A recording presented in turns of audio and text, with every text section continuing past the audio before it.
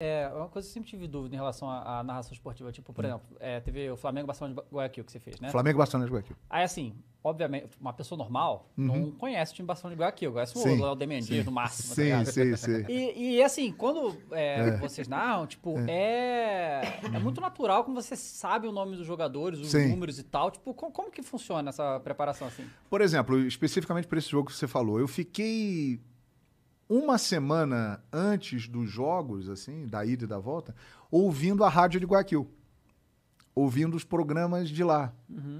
Qual era a visão deles, o que eles estavam esperando do confronto, quem ia jogar, quem não ia jogar. Isso faz parte da preparação do narrador para qualquer evento. Assim. Ele fica ligado no noticiário dos dois times e acompanha tudo de perto, porque tudo isso é levado para a transmissão, né?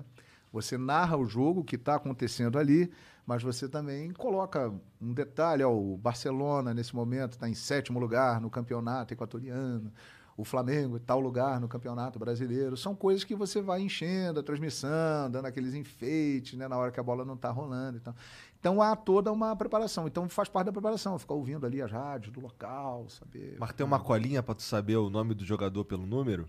Não, na verdade, assim, a gente tem uma... Existem várias formas. Você tem a escalação, que você pode anotar ali no papel, né? Você tem número tal, Igor, número 10, Davi, número 11.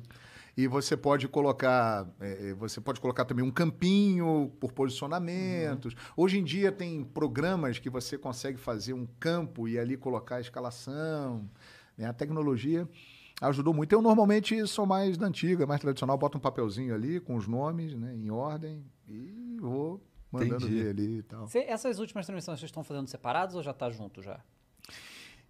Uma parte separada e outra parte junto. Mas por exemplo, vocês vão lá pro estúdio ou de casa? Como é que por exemplo, o Flamengo e Barcelona, a gente narrou do Maracanã, estávamos eu, o Calçade e o Zinho, no Maracanã. Mas quando foi Barcelona e Flamengo lá em Guayaquil, aí eu e o Calçade estávamos no estúdio, o Zinho da casa dele e o Carlos Simon da casa dele. Então, meio a meio, assim. Uma parte home office, uma parte... Nesse jogo, eu acho que foi o segundo jogo do Barcelona que ele mandou mesmo. Michael, quando ele tá feio, esquece. Cara, que eu ri tanto daquilo, cara. É isso, assim, incrível. A gente ouve o que os caras falam e repete, né? O Michael que falou isso. Sim, foi ele que falou isso. Ele falou, pô, quando eu tô feio, esquece. Eu falei, pô, que maneiro, cara. E na hora que ele pegou na bola, Michael, quando tá feio, esquece. Partiu pra cima e tal, bababá.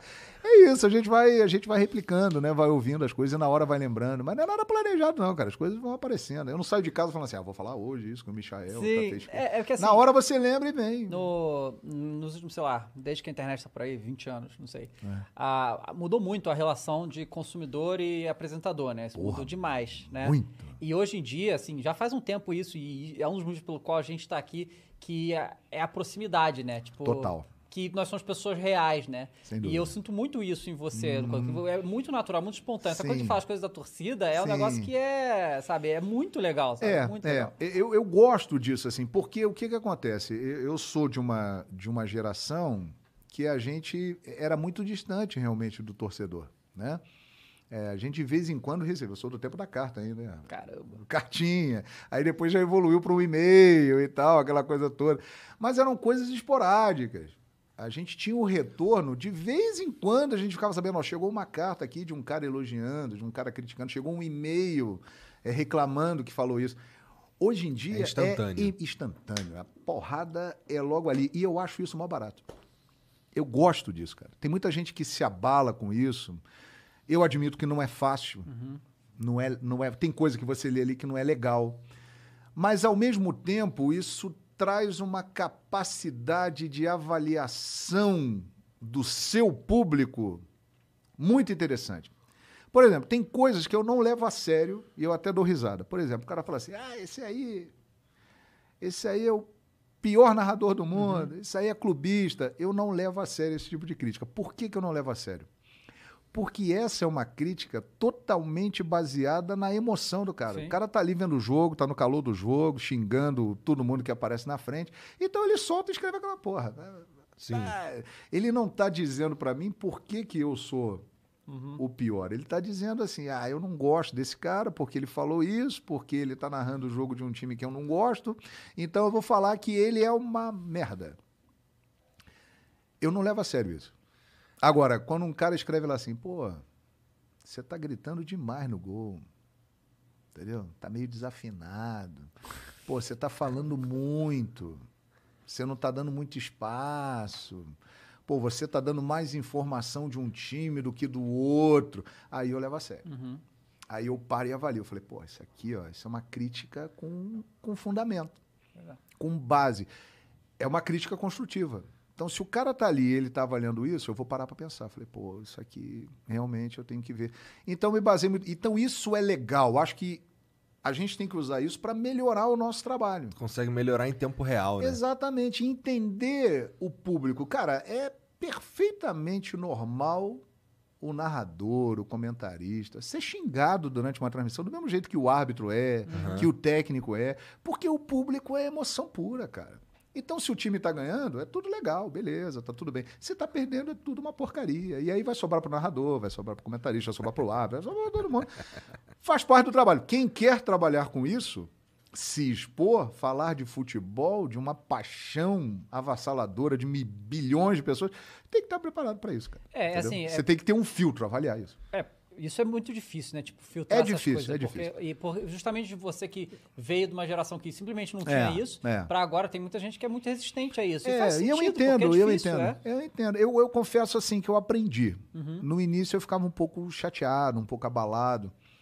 Mas aí eu comecei a ver o outro lado da história. Eu falei, cara, isso aqui, eu tô sentindo o que as pessoas acham do meu trabalho e tem coisas interessantes que eu posso tirar daqui. Então eu tirei de uma experiência ruim algo positivo.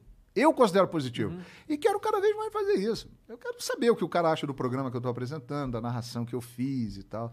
E aí cabe a mim avaliar qual é o tipo de crítica. Se é a crítica do cara que tá puto porque o time dele tá jogando e tá perdendo, ou se eu tô narrando o jogo de um time que ele não gosta, e eu narro o jogo do time mais odiado do Brasil, que é o Flamengo. É verdade? Então é o seguinte, mais amado e mais odiado. O Flamengo é amado pelos flamenguistas. E odiado pelo resto. E odiado pelo resto. Exatamente. Então, a partir do momento que eu narro muitos jogos do Flamengo, tem um atleticano ali que está concordando comigo. Então é o seguinte, quando eu narro muitos jogos do Flamengo e me exponho dessa forma, com enormes audiências, eu tenho que estar preparado para isso, cara. Quem é Flamengo vai curtir e também vai criticar. Mas quem não é Flamengo... Sempre vai criticar, aí é porrada. E aí tem que estar preparado, cara. Não tem jeito.